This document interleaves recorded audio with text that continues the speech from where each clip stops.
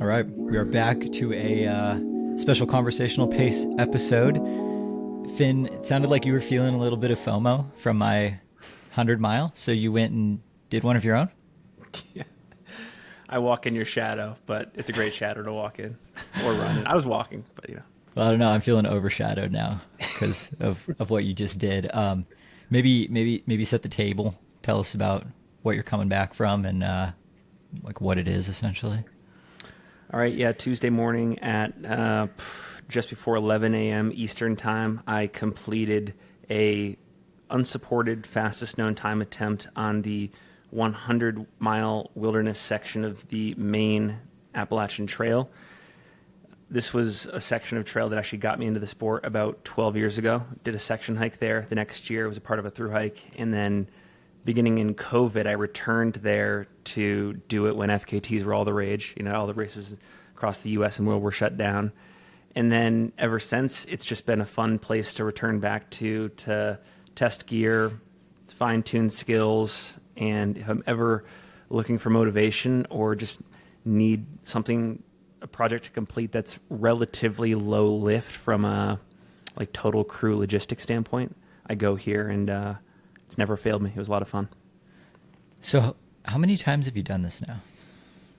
That was my fifth. I'm 5 for 5 on completions. I guess I should say one other thing. This was part of, I was supposed to be racing the Mammoth 200 today. We're recording this on Friday, September 26th. A couple things got in the way. I'm a big believer in really crew maxing if you're going to do these 200-mile races, logistics, all that kind of stuff. And I was also just coming off UTMB and super tired, so it wasn't in the cards.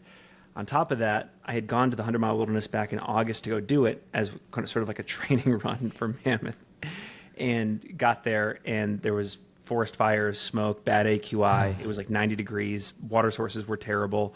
So I don't know. It was bugging me the last 6 or 7 weeks that I didn't make it work. And I'm kind of a spur of the moment guy, as you know. And so I talked to Jules about a week ago, and I was like, I think I should just go finish that thing. And she's like, whatever. And and so a couple days later, I hopped a plane to Portland, Maine, and got to work. I mean, I guess that is one of the nice things about an FKT is you get to choose your start time and date. Yeah, it's super nice. And, I will say in the fall in Maine, actually the weather's pretty stable, but this time around there was a bunch of rain in the forecast on either side of the date that I eventually went. So I became sort of an amateur in just weather forecasting and figuring out when to go and what gear to bring as a result. And I think I timed it perfectly because I got maybe 1 hour of rain out there, and I was just talking to my parents the other day, and they're like, dude, you timed it perfectly because it's been deluging ever since. So Nice. Yeah, that's huge. So I guess another terminology breakdown. You said unsupported FKT, which is different than self-supported. Yes. Right? And again, even this term, I believe, is loaded and requires an entire Long Run Archives episode to dissect, because there are so many things that you are allowed to do in an unsupported attempt that I would consider is the legal definition of support. But basically the sense of unsupported is as soon as you start your route, you can't take any aid from crew members. You can't have any photographers out there, any videographers. There can be no people out there who are holding gear for you, holding nutrition, anything. You have to carry everything on your back, and all you can do along the route is collect things that happen to be there. So, for example, of course, I didn't camel all the water that I used on this section. There were water sources along the way, rivers, streams, etc., that I pulled from. In some years, I've run into what's called trail magic, which is a thru hiker term where at crossings or whatever along the way, railroad crossings, stuff like that, someone has left out a cooler of sodas. So 5 years ago, I found a cooler at mile 60 of this thing, and there was Dr. Pepper in there. How and I grabbed good. Dr. Pepper, and that was fair. That was fair game. But yeah, you can't do any of that in an unsupported. Now, There were some things that I was doing that I think is the legal definition of support. For example, I had this Garmin InReach Mini 2, and I had it connected to my phone.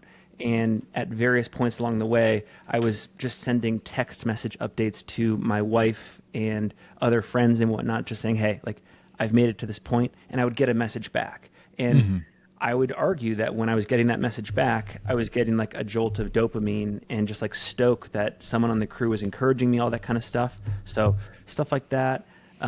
Theoretically, I could have had like a long conversation with someone about the weather or strategy for the next few sections.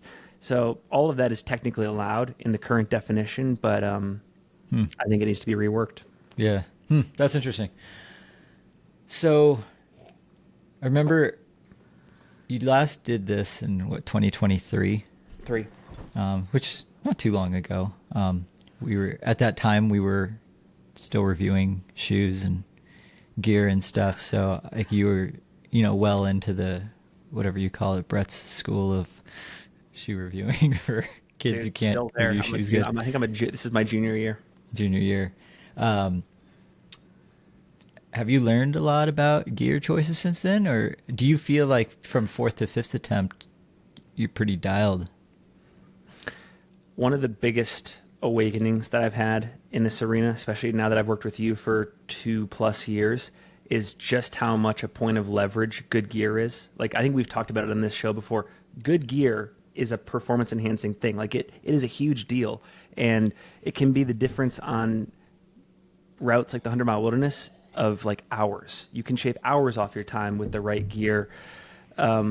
So yeah, like fitness of course counts for so much. Nutrition counts for so much, but having the right pack, having the right footwear, the right apparel, the right tech, you pair that with good logistics, and it's like a 4-part thing for sure. And I would put it at the same level of importance as everything else I just described. Like, I could have come into this thing with like the ultimate fitness, but if I had worn, for example, the Mount to Coast H1s, great shoe by the way, on this trail instead of the this new Brooks shoe that we're going to talk about, I think I would have had a really bad time out there. Yeah.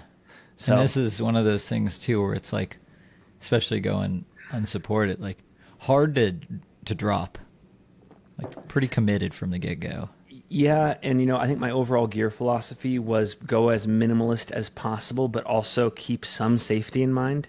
And I think that's one of the amazingly attractive things about unsupported attempts is you are constantly riding this line of risk-taking versus responsibility. And at some points you're thinking like, do I just stay more responsible here? Can I risk it a little bit here? Do I take this rain jacket instead of this one because I'm like shaving 4 ounces, like stuff like that? Yeah. Was there any big gear dice rolls? God, that's a great question. I mean, I would say the biggest one is I basically had no safety kit. I brought a couple blister patches and a few ibuprofens, and that's about it. But if I had any major medical incidents out there, my only recourse would have been hitting that SOS button on Garmin and waiting. Yeah, I did bring a emergency space blanket that was like all packed up, but that was the extent. No sleep gear either, because that's another one. No sleep gear, nothing. Like I was planning on moving the entire time, hell or high water. How long did this end up taking? 28 hours and 43 minutes. 28, 43. Yeah, so that's 28 hours. That's a long time. That's short enough where it can be done in a push, but definitely long enough where there's probably times where you're like, okay, I'm ready to be done. Where should we start? What about apparel? Like, what was touching your body? Okay, the longest. So I brought a couple things here, and again, spoiler alert, or just like fairness alert, I am partnered with Gorewear. I love the product, so it's like not that much of a stretch, but I do work with them on the Single Track podcast.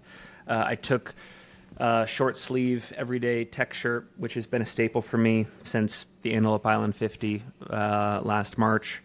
I brought their Concurve rain jacket, and then I also brought an everyday tech long sleeve. During the day, I wore the short sleeve. At nighttime, I stopped and put the long sleeve on, thought I might need the rain jacket because there was some rain in the forecast, but it never got to it. So it was just really an insurance policy. Nice. They have these tights, which I have historically loved. Like there's been a couple tights on the market that I really like. The Tracksmith tights, the John G tights have been like staples for me. This was a new one this year that I've loved. The only issue that I had, and I made a mistake at the outset, I applied squirrel's nut butter, anti-chafe stuff everywhere on my body, feet, underarms, chest, back, shoulder blades, etc., except for the nether regions. I don't know how I missed that, but I did, and I had to do it like after the fact, like 4 hours in, but I noticed it because typically if I chafe, I get it on the sides of my inner thighs. Yeah. You'll notice on these, and this is, I think, a product update they might need to make in future tights, is there's this stitching that runs sort of lengthwise. It's got the middle stitch. And the stitch was right on top of it, if you can imagine. The middle stitch is all too common with half tights. And I think tights have to move away from this, because if you're in an ultra context, even if you have anti-chafe, it's just you're screwed. You're screwed. You are screwed. And so what I had to do, thankfully, I brought one of those neck buffs, Yeah. And I just stuffed that down there to create. You stuffed your crotch? I stuffed the crotch. You stuffed the crotch. Wow. I stuffed the crotch, and there was just a little bit of separation between the bottom of the tights and that region. So is that on the AT looking like White Goodman from Dodgeball? Totally, dude. You're like, come run the whites. WHIT. E. Yeah. So it was mostly good. Typically, Gore wears 2-in-1 shorts, which does not have a similar stitching situation. So yeah, it was that was a new, unexpected. Typically, if I chafe, it's on the inner thighs, and this time around, that was the issue. Why did you go with the half tights instead of the shorts for this one? Honestly, that's a great question. They're just really comfortable. They sit really well. And then I know this is a weird thing, but the 100-mile wilderness is such a technical trail, both underfoot and around you in this green tunnel. You have like branches and stuff sticking out. Yeah. That I was actually thinking so minuscule about like branches that were overhanging and like catching shorts and stuff like that and just pulling. Totally. Okay. That makes sense. Yeah. It's just stuff like that. Keep it close to the body. Just less bulky. I like stuff I actually, in these contexts, I like stuff that sits tight. Yeah. So. That's very Euro. Yeah. Like that's like the Francois Dehane, sort of thing. Like he's always in the calf sleeves and like the half tights with the overshort, which then I think is like the UTMB loophole. Then he doesn't need to bring pants. Exactly. Sort of thing. Yeah. But I can see the function there too. And these tights have a bunch of really great pockets in them too. And I was not wearing a waist belt, and so if I was working on a gel or if I wanted to store a little bit of extra hydration sachets, I would just put it there, and it was like no bounds, perfect. So I don't know. Should we talk about? I guess the two things I want to talk about next are either the pack or nutrition. Let's go pack, because I'm really excited about this. Okay. Yeah. So you didn't wear a waist belt. So I did not wear a waist belt. So this pack has not come to market yet, but it's called the Ultraspire Traverse. And if you go to the Ultraspire website and you go to their upcoming releases tab, you'll see it there. Jeff Garmeyer didn't use the Traverse. He used the other one. I think it's called the Purist on his recent self-supported AT FKT. But Ultraspire is making some great packs right now. This is a 20-liter pack. I would say one of the things that I love about it is like more storage capacity than the typical trail racing vest up front. Like these pockets, and again, it's just gonna be hard for me to kind of show this on screen, but you can go to the Ultraspire website to check it out. These pockets here are just way deeper than your standard trail running pack, so I could stuff a lot more stuff up front. And again, this has been something that has been a huge point of frustration for me with a lot of multi-day fast packs on the market is they increase the literage, but they basically increase it all on your back. And I wanted a pack that had the ability to increase literage, but actually like increase the amount that you were storing up front and even on the sides. So it was just a more well-distributed like carrying capacity. Bounce free. In every other attempt that I've done, 2020, 2023, I tried to bring out like a Solomon Advanced Skin 10 or 15 liter, and it would just be bursting at the seams. It was not the pack for the job, and it would just be uncomfortable. It would chafe, all that kind of stuff.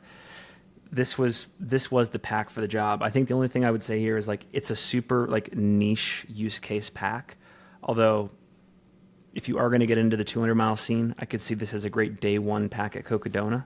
But yeah, for me, the positives were really well and evenly distributed carrying capacity. The material up front for like bottle storage and stuff was really like malleable and easy to pull bottles in and out.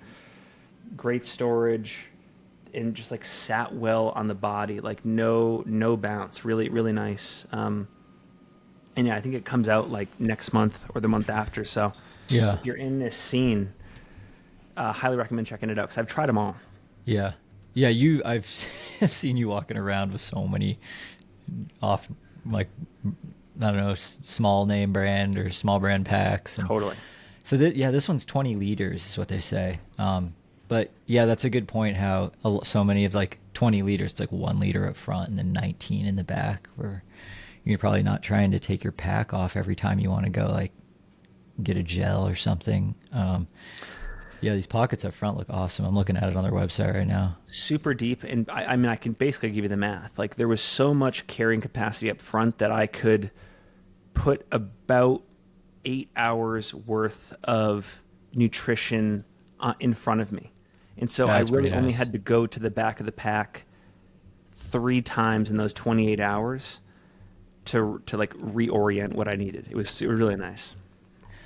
Ultraspire, I've worn a bunch of their packs, never anything this big. And one thing I always remember is like the overall pack weight has always been a little bit heavier than some other brands. But I've always thought that the pro of the added comfort and like stability of the pack, and you know, like a pack like this that's not full to bursting like this, like, you know, a smaller Solomon pack rides way better and is worth, you know, a slight weight gain than an absolutely overstuffed pack. Right. Yeah, and I mean, kudos to Ultraspire again. I have no affiliation other than I begged them for this pack. They are innovative, and they just try to experiment. And I haven't always liked everything they put out. You know, typically for shorter distance stuff, I'll go with other packs out there and belts like the Raid belt on the market. But I love what they're doing for the thru hiking scene and the fast pack and the FKT scene. It's fantastic. That's cool. And yeah, like durability wise, no issues. Oh, no issues. No, Yeah. This thing's rock solid. I'll have this pack. If they don't make me send it back, I'll have it for 20 years. For the other 19 100-mile wilderness attempts. Yeah, but well, and also if Jamil lets me contradict myself, and if I can like find a way back into Cocodona next year, I will totally use this as a day one pack next year. Yeah. What time of the day did you start? Started at 6 a.m. for many reasons. You know, I pretty much knew to the hour how long it was going to take me, and so I wanted to be strategic about certain sections that I was doing during the day, certain sections at night, all that kind of stuff. Did you have to start with lights, or was it light? No, didn't start with lights, but got dark around 6:37, maybe a little bit earlier because it is a green tunnel, and I was not on a peak when it got dark. And for lighting, I used another Ultraspire product. This is called the Solstice 800 Lumen. I have to look at the screen to get the exact name of it right. Yeah, it's their Ultraspire 800 Lumen Solstice weight light. I guess it's, you know, for everyone, everyone's different. I am very much pro waist lamp over headlamp. I find that I can only tolerate the pressure of a headlamp on my head for so long before I get like headaches, stuff like that. This one has 8 hours on the highest setting, which is great. So I only had to switch out the battery one time. I needed about 12 hours. It was dark for 12 hours out there. So switched batteries with about 4 hours to go. But yeah, this thing is fantastic. It really created like an amphitheater of light. Lighting was really never an issue out there. Yeah, it was fantastic. And I used this at Cocodona earlier this year. think I've had this now for about 18 months, and it's one of my favorite pieces of gear. Yeah, so Ultraspire is actually like they're a lumens company and they're a pack company, which is cool. Yeah, I think I have the first like waist light that they ever made, and Okay. they've come a pretty long way. I mean, like size wise, it's the same, but like the one you have is 800 lumens. I think the one I have is like 300, and it's the same exact size. Yeah, and they still make it's that one just too, I think. Yeah, and it's just one on the front, but I think having a whole bunch of different lights to create some better hot spots, And pretty sweet. I think Ultraspire is one of those companies where the founder is someone who has been like in the trenches of this sport for decades. Bryce Thatcher, I think he has like the first or one of the first FKTs on the Grand Teton, for example. Okay. Like he's of the community. So like I think it really like all this gear you can just tell, even if it's niche, like it has a use case in the sport. Yeah, and that's why so much of their gear doesn't look like anyone else's. Yeah. Because it's like coming out of the mind of Bryce and Yeah. what he thinks is going to work best for a certain scenario. One other really quick story to tell. So I actually, for whatever reason, had the wrong batteries that go with this, or I had batteries that just had like less use life. I think it was like a 4-hour or 6-hour charge. And Bryce's son happened to be making the trek from, I think it was like St. George to Logan, Utah, 2 days before I left. And he's like, I'll get you the batteries you need. I'll have him ship it up. So wow. I get a knock at my door at 9:30 p.m. Thursday night. I'm leaving at 5 a.m. Saturday, and it's Bryce's son hand delivering these batteries to me. And I'm just like, this is the ultimate customer service. Wow. That, just incredible. I mean, it doesn't get any better than that. So okay, where should we go? Nutrition. Yeah. So you everything you ate, you started with. Yes, exactly. And my overall strategy for this was built on the awareness that I've been in the sport long enough, and I know that I can, even on a good day when my stomach is cooperating, I can only take traditional sports nutrition really well for about 8 hours. And sorry, what I mean to say is gels. I can do gels for about 8 hours, and then I need to typically switch to liquid calories, but it's so hard to bring powder out there, and it would be such a time suck to have to do that with the bottles. So, because you have to filter water and then pour it in another bottle. It's crazy. It's crazy. So I basically split the route up into 3 theaters of nutrition. For the first 8 to 10 hours, I did gels, and I got a couple things here. So I used the Precision Hydration Flow Gels. It's like a 300 carbohydrate gram packet, and I had the collapsible flask with it as well that has like measurements for how much grams you've dumped into the bottle and how much you have left as you're sipping it. I brought a few different variations of NAC gels. For example, I brought for caffeine. I brought SIS gels. I brought Morton gels, and I brought Never Second gels. I also brought these NAC ones. Again, because the taste is always a little bit different between each one. But like these ones only have 35 milligrams of caffeine per serving, whereas like the Morton ones I had 100 milligrams, and the SIS ones had like 75. And so during the day I was doing like 35 to 50 milligrams per hour, and then at nighttime I would like ramp it up. Okay, to beat the witching hour. Could like dose yourself accordingly. Second 8 to 10 hours I was just doing straight candy bars: Three Musketeers, Milky Way, Butterfinger, Twix, Fast Break, you name it. And then in the last 8 hours, I went straight to just like salty chips. So I had Pringles, I had Goldfish, I had Cheez-Its, and yeah. You're just like a walking 7-Eleven out there. I mean, was like most of your pack just food? Yeah, and actually, I mean, I think in terms of things I could have done better, I actually didn't even come close to getting through my food. I probably ate about 2/3 of it, and I still had maybe 3 pounds maybe still in there. Well, that's a lot. Yeah, and again, because some of the calories that I still had in there weren't like the most efficient from like a weight to calorie ratio standpoint. It was just stuff that I like to eat. So it was another year where I didn't do great at like emptying the tank, so to speak, from a nutrition standpoint. Hydration wise, I used Precision products, so they're pH 1500, disclaimer here. 1,500 does not mean that you're putting 1,500 milligrams of sodium into your bottle. You're actually putting in about 750. If you go to their website, they're measuring it based on per liter. So that's an important distinction. I always thought that I was getting 1,500. Read the print there. 750. So one of those packets per bottle, but it's not 1,500 milligrams. No, 750. But it's like the 1,500 system. Yes. Something. Yes. The 1,500 system. So yeah, it's a little confusing. It's a little confusing. I don't know how I feel about that.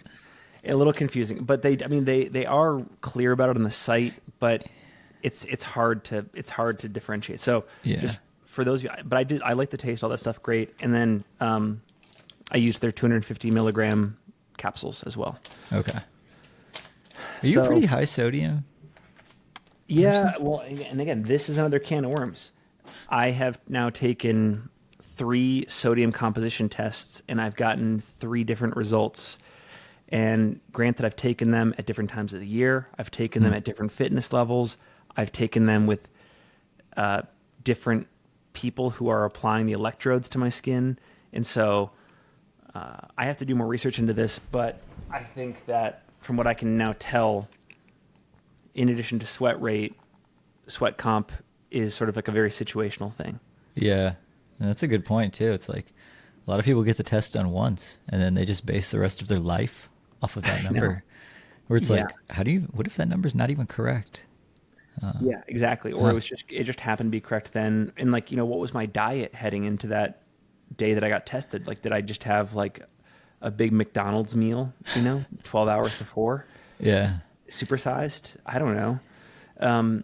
So yeah, I've always just kind of like with hydration lately, I've taken sort of this like middle of the road approach where it's like, I'll aim for, 750 to 900 milligrams during the peak sunlight days. And then at nighttime, I'll drop it down to like 500 or 600. And maybe I'll still be dehydrated, of course, but not risking like nausea as much, like oversalting, Yeah. I mean, oversalting is pretty terrible. What were the actual temperatures out there? I mean, you said you only pull it through on a long sleeve at night. 68 degrees during the day and then 51 degrees at night. Although that was sort of like the local towns nearby. And I was out in the mountains and, I think you can probably I bet it got as low as, mid to high 40s. But it was nice. I mean, yeah, it was really nice. And you were still moving well enough where you were generating some heat. I never got cold out there. Yeah, that's pretty nice. And probably not too hot either, huh? No, it was fantastic. Weather was not an issue, and it didn't complicate hydration or anything. Yeah, that's super nice. And then water sources were better this time around? They were, but I think that was another place that I can improve on in the future is I need a better system for filtering water. I used those, I basically brought one of those Hydra flask bottles out. The one that just like screws in. Yep, and then the screw in filter. But I brought one, and it just would take me kind of forever to like pull water for that one, and then like dump it into another bottle and get everything. Like each stop took a while, and so I think if I was to do it again with the massive caveat to not do this at home, kids, I think because I feel comfortable with it, I would just not treat my water. Oh my God. And I would bite the bullet. And if I got Giardia, I would just go to the hospital and get antibiotics because I care about the FKT that much. But don't do that at home, kids. You already have the FKT. Yeah, but I feel like that's a card you pull when you lose the FKT. I know. You don't need to do that to break your own FKT. And keep in mind that there are so many other things that I'm doing on this that are not advisable. Like I said, I really did not bring a medical kit. And I was really skimping on warm weather gear, all that kind of stuff. I was putting myself in many levels of harm's way. So this would just be the icing on the cake for that. You wore a pair of shoes that showed up at your doorstep 2 days before you left. Yeah, exactly. Yeah. Speaking of which, should we talk about that? We should, and I would love your input here too, because you gave me some good insights from Brian and the team at Brooks offline. But I used the Brooks new super shoe that I believe Brett and I are going to be reviewing at some point later this fall. Couple things come to mind. The Matrix upper here held up really well, bulletproof. I see like almost no wear and tear on this thing. It's just fantastic. Brett and I are huge fans of Matrix. We should just put Matrix on everything, basically. Matrix all the shoes. Vibram Mega Grip outsole, excellent. Elite. Elite. Brett actually talked me off a ledge 2 days before. I almost brought the Mount Coast H1s out because they're so dang comfortable, but it's a plastic outsole basically, and just like would not have been a good time on slippery rock, and just the level of technicality out there. So this Mega Grip was fantastic. A couple things here, and again, Brett would probably say it's PIBA related, but I am noticing a lot of delamination of the outsole. Toe cap is sort of ripping off. Multiple punctures on this sidewall foam. But again, I do want to reiterate that I don't think Northeast trails are a great place to make statements about durability, because it is such an outlier territory across the U.S. It is the 100-mile wilderness is so ridiculously comically rugged that it's just not, it's a different sport. It's really not trail running. It's not what most shoes are built for. I am not pretending that this shoe is meant to be used out on the 100-mile wilderness. I just was curious. Yeah, I think that's something that we were kind of both curious about, was like, question number one was like, is a trail super shoe necessary out on that type of terrain? Yeah. No, you're not getting any benefit from the PIBA, because what's the longest continuous stretch where you were just like running? 1 mile. Yeah. So it's like, okay. And then the one thing, there's been our Tecton X3 review, which is getting a little old, but there's a ton of comments of people just like, I ripped the outsole off, I shredded it, and a lot of them are running on pretty mountainous terrain. Part of the problem with super foams, especially like PIBA, any of them, they're very low density, and when it's mostly air, it makes it really hard to adhere an outsole to it and not tear the foam. So it's like, it's almost unavoidable at the current moment until they can figure out some really strong low density foam. So we kind of knew you were gonna probably delam some sections of the shoe. Yeah. It was just a matter of how much, and would it be rendered unusable. Fortunately, you finished, and the shoes are still relatively in one piece. But I will make two comments that I think are fair criticisms. So I believe that this shoe runs, at least on me, maybe a quarter size too long. I think it's fair. I think it's a quarter size long. Yeah. So there was just a little bit too much movement in this shoe for me that created some hot spots under the arches of my feet. Other thing I will say is, as a principle, I love these ankle booty collars. I love the way that a lot of them can replace gaiters to some extent. This one, unfortunately, sat on my ankle a little bit too flimsy, and there were just too many openings, and I did have to take the shoes off a fair bit to remove debris, because it just wasn't doing a great job at that function. Do you think you would have worn, if you weren't wearing those shoes and you wore something with a more normal ankle collar, would you have worn gaiters? Or would you? I would have. I think I would have. Yeah, because again, there's just it's so busy, and there's so much junk underfoot. There's leaves, there's acorns, there's twigs, there's rot. There's just so much that is you're picking up with each step. Do you feel like the shoes slowed you down at all? No, I don't. It was just that they kind of got a little bit trashed. They just got trashed, and I guess, but also, how many shoes are not gonna get trashed on that section of trail?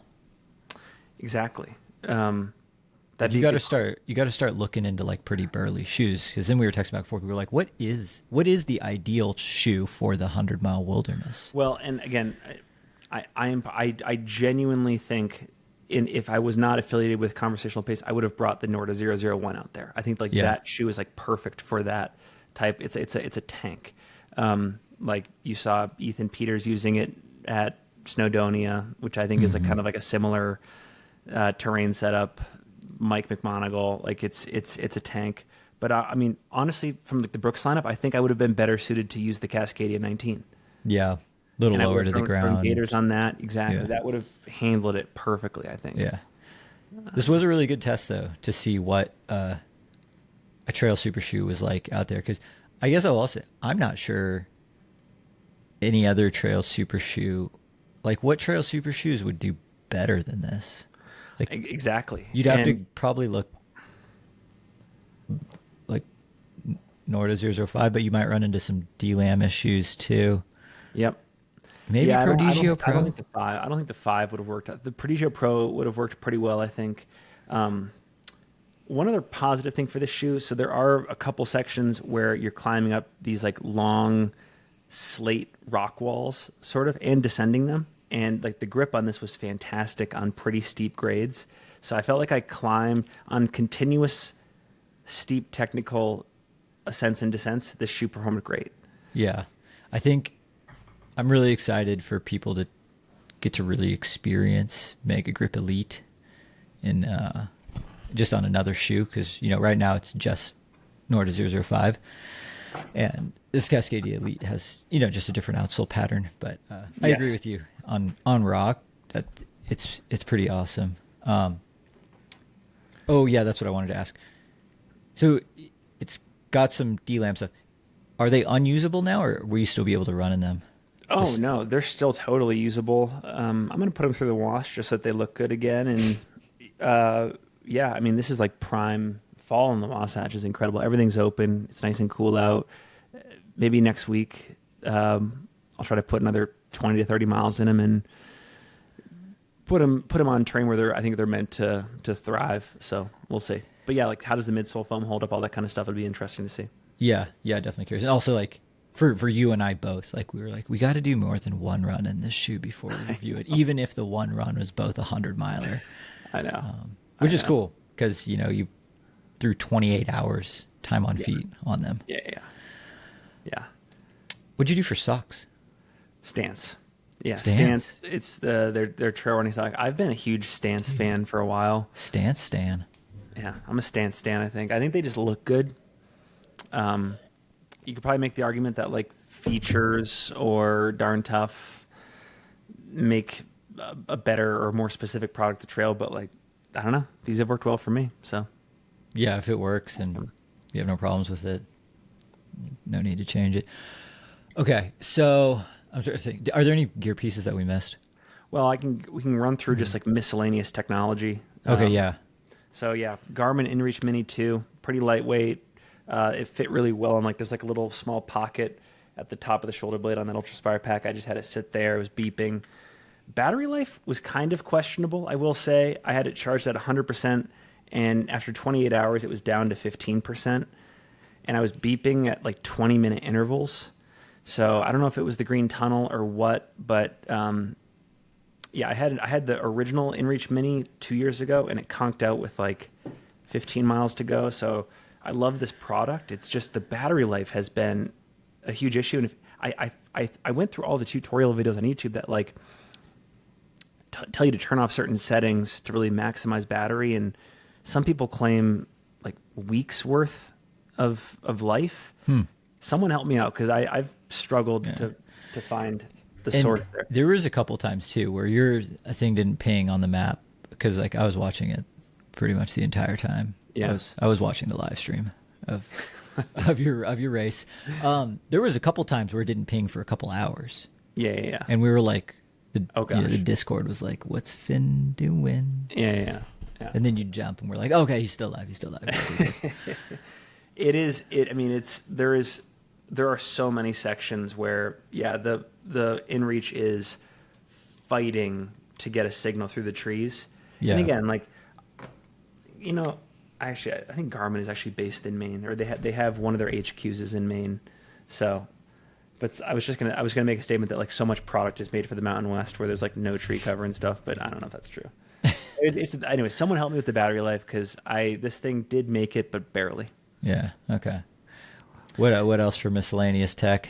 I never ended up using it, but I brought an extra external battery just in case anything went low. One thing, the brand here is called EcoFlow.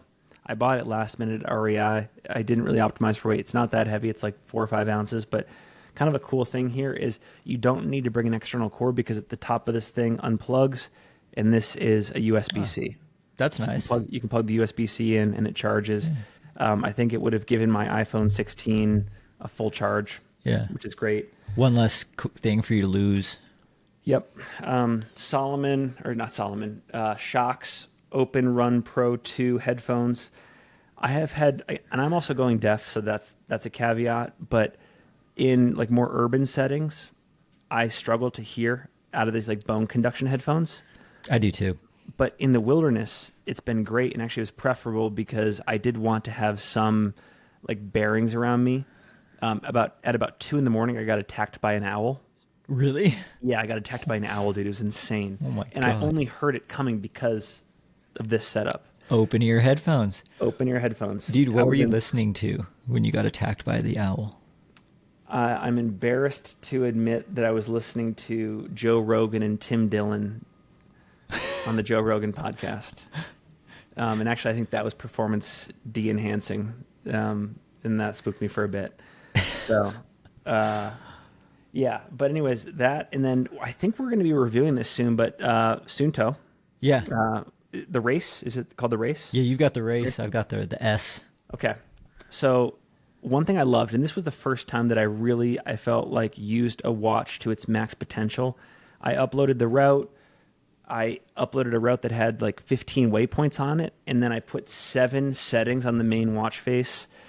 The one that I loved was like distance to next waypoint, because instead of having to focus on the finish, I could really just like everything could be about just getting to Whitecap Mountain, for example, or to Little Boardman. And if I could just get there, that's all that matters. Like A-Ball Bridge, the finish line does not matter. This thing matters. So that was really cool. I think that actually psychologically is a huge boost. Smart. I wish I had done that for Pine de Palm in the aid stations. So you can do it with this watch, and it's just you can make the route on Strava, customize the waypoints, change the names to the aid station, all that kind of stuff. Do it. Battery life incredible. Exact opposite problem of the InReach Mini. I had 52% battery life left on this thing after 28 hours usage out there in the wilderness with a route uploaded, all that kind of stuff. All of the max functionality, tracking things going. One of the 7 points that I put on this watch was called Time to Finish Estimator, which in principle sounds like a really cool thing. But from what I could tell, it was basing your projected finish, especially early on, based on the exact pace you're running in that moment. Okay, more of a road race sort of exactly scenario. Exactly. So I would there would be a random flat section, and I'd bump it up to 8-minute pace, and it would go from like a 6 a.m. projected finish to like 11:50 p.m. the night before finish. So it wasn't accurate, but I think in principle it's cool, and if they can adjust it for trail, it'd be really cool. But I had a lot of those. A lot of the stuff on my watch face was just was data that could break the route into more manageable pieces, which I think was a huge. I'm so glad I did that. Cool. That's pretty amazing about the battery life. So dude, that thing could have gone for like 60 hours. Dude, this thing could have gone, 60 hours. 60 hours in its like maximalist mode. Yeah, with like the heart rate tracking and super accurate GPS. Pulse oximeter, all that crazy stuff. Yeah. And so, for all you multi-day people out there, AT through hikers, this could be a great option for you. Yeah. And you can set it to different modes where like you could probably have it going for a whole week if you're willing to sacrifice a little bit of GPS accuracy. Yeah, I think they've got, I forget what they call like expedition mode or something. Expedition mode, yeah. I don't know. Yeah. But we'll do a full review of those watches soon. Yeah. Then just brought the cell phone, of course, and... Do you need sunglasses or clear glasses at night on the AT? Or? I have a pair of Tifosis that I could have brought, but you only pop your head out into the sunlight so often on that section. So you don't even need sunscreen either then, huh? No, I thought about doing your Zelios night before trick, and I was like, I don't think I need it. But last thing I'll say... I think just in terms of like what I could do better next time, brought too many calories. I brought too much technology. I actually think that I should not have been. There was enough going on in my mind and enough to plan for the next section that I should have just stayed in the moment. Like I didn't do any stimulation for the first 12 hours. I was just in my head, focused on gear, all that kind of stuff. And then when it got to nighttime, I think there was a little bit of fear of the night, and I compensated by turning on some podcasts. And I actually think that hurt me from a performance standpoint because I got lackadaisical, complacent. I was entertained, and I was like getting sloppy on gear, nutrition, all that kind of stuff. Yeah. So I would just say fixing those things. Yeah. Shoot, what was I going to ask? It was going to be about. Oh, how many did you see any people out there? Like, how busy was that trail when you getting did to the end of the season? For the first 12 hours, I probably saw 10 through hikers, all older, like recent retiree type people. Yeah. And then the hardest part was at dusk because I was starting to go past campsites and lean-tos, and I would see people like setting up their tents, making dinner, fires, kumbaya, and I'm like, I want to join you guys so bad, but I can't. So yeah, and then the crazy thing was going past a lean-to at 3 a.m. and I was so self-conscious because what? I didn't. A lean-to, like a shelter, like okay, yeah. So I would go past, for example, the Namakanta Lake campsite or the Patiwadajo lean-to, and I was so self-conscious because it would be me at 3 a.m. going past all these tents and these sleeping hikers, and I was thinking to myself, what if they wake up and think I'm just like a crazy person or a ghost in the night or like a big animal? And I wanted to just be as like, careful, and I didn't want to scare them, because yeah. And then they would scare, and then if they screamed, I would scream, and we'd both be freaked out, and I would just run. Yeah. Is there anything from your last time you did this in 2023 to now that you felt was just like most improved upon?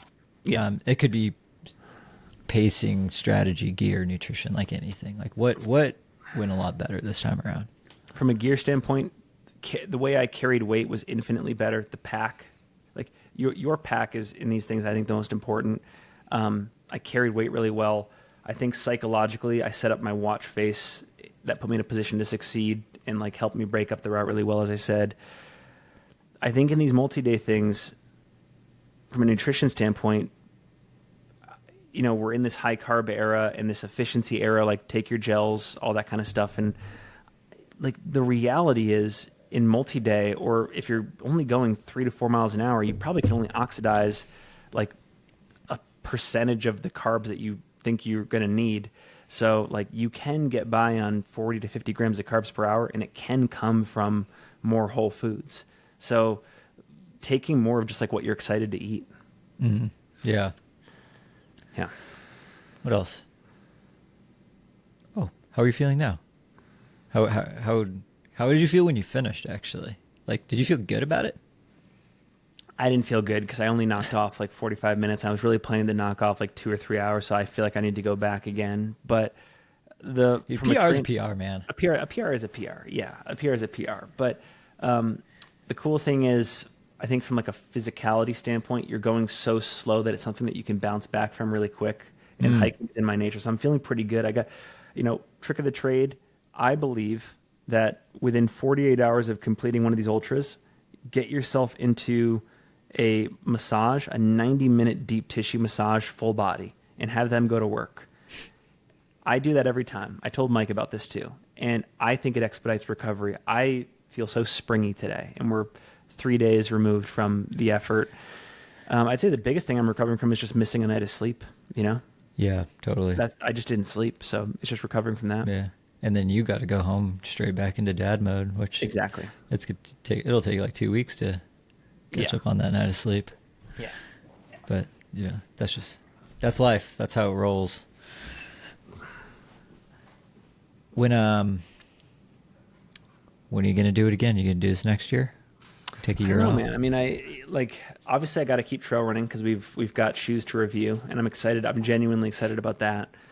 But I think what's exciting me right now is getting to know my backyard better and also getting faster on the roads. So I'd love to start training for a half marathon and marathon again. And then I would love to just get some PRs on some local segments in the mountains. And maybe I get talked into joining the rivalry with you and Mike McMonigal at some of these events next year. But I don't know, man. Like, I'll be honest, and maybe you can relate to this, although you had a really like flawless racing season. Doing the amount of racing that I did in the first year of a kid was borderline traumatic. And actually, it was not borderline. It was just traumatic. Like, the amount of lifestyle adaptation you have to make, it's really hard to go to races with a kid or to leave family behind to go do these things. That's why I did so many 50Ks. I know. Like, you're just done in 5 hours, and then you just go home. Yeah. So not Cocodona twice. Exactly. So there's a part of me that's like, what if I just did like a get to know your backyard year and do all these cool Utah races? We're also adding 2 new races to our own event directing stuff. So we'll be busy. I don't know. The only thing I can guarantee is I'll be getting my miles in for CP. So then you'll be ready to do whatever race you want, because that's one of the byproducts of reviewing shoes to the. I was pretty trained. The standard that we uphold to ourselves is that you just end up being in like decent shape. Yeah. All the time. I definitely am falling behind on the shoe review miles right now, but ankles coming back to life. Good. We're getting there. Good. From a content standpoint, for anyone who wants to, learn, hear, see more about your 100-mile wilderness, can we expect anything from this attempt from you? Yes. Shout out Chris Shane, who is a local, super talented videographer, photographer based in the Northeast. I've known him for a little bit, but we linked up in August and did a bunch of pre-effort shooting in the local trail towns in the area, kind of just giving some insight into those trailside communities and how they support that section of the AT. We delve into a little bit of through hiking culture. We get some footage of me training on the route during the daytime, which is cool. And then he was there for the start and the finish, capturing that. And then I turned my iPhone on myself at various points along the way and got some semi-coherent commentary. So nice. I think we're aiming to publish something by the end of next month. So we're recording this on Friday, September 26th. I would assume we'll have something ambitiously by the end of October, but definitely before the end of this year. Okay. Well, make sure then that you subscribe, and what else? You hit the bell icon, hit the notification icon to the. Don't subscribe. Hit the bell. The Run just Single Track YouTube channel. Yeah. Because that's turning into the home for some like pretty banger running, like documentary style content. Finn with the vlogs. Yeah. And next year, if we end up doing a lot of stuff together, we can do some fun content. I know. We gotta nail down that airline partnership. Delta. I know. Delta, if you're listening, let's get it going. Sweet. All right, Finn. Well, thank you for taking some time out of your day to chat shoes and gear with me. Congrats on a new unsupported FKT of the 100-mile wilderness. Appreciate it, man. Thank you.